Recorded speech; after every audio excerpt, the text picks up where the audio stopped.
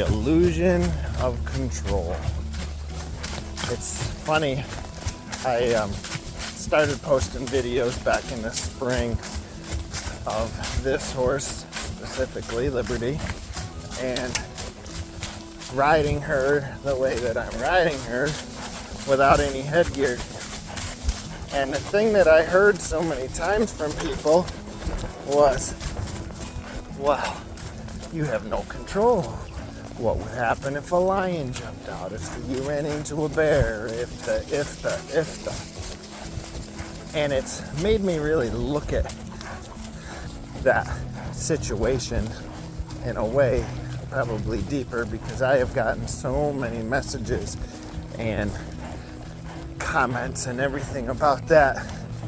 And it really speaks to the thing I want to talk about, which is anytime we think we have control in life, control over all the things that happen, control over our horses, just plain control, that's an illusion. And because when you think about it, we have the ability to address symptoms or things that have happened with our horses, right? To do something once the spook has happened, to turn that horse, to pull on those reins, whatever people's idea of having control is.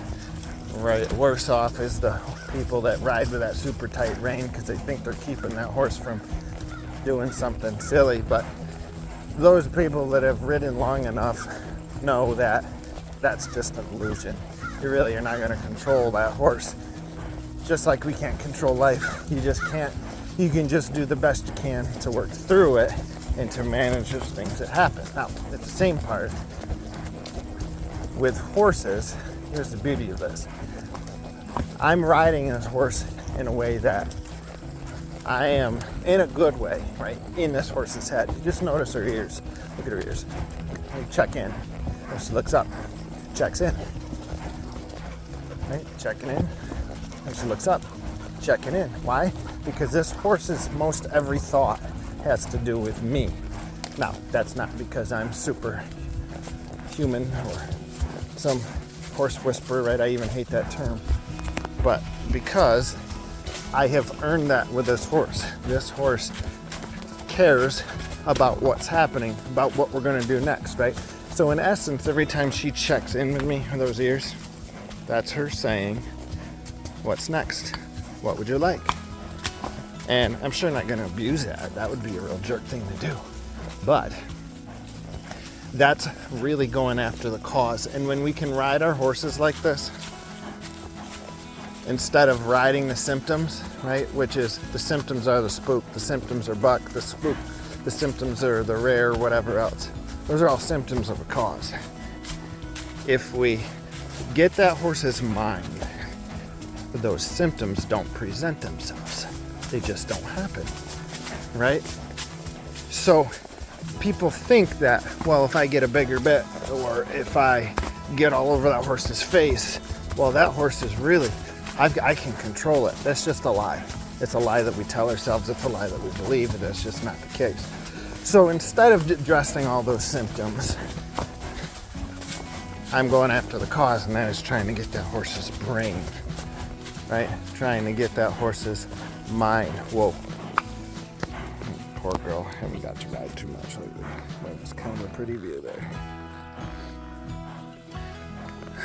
Take a break here. Going up the hill, Colt Hill, halfway. I'm going off the rest of it now. But the illusion of control. We've got to just move past that point of all the what ifs and all the, right? So again, going back to the bears and things, I have run into bears, 4 of them in fact. I made a video of that earlier in the year. And the reality is, horse didn't treat that any different than anything else. Were they a long ways off? Yeah. I'm not gonna go running after them.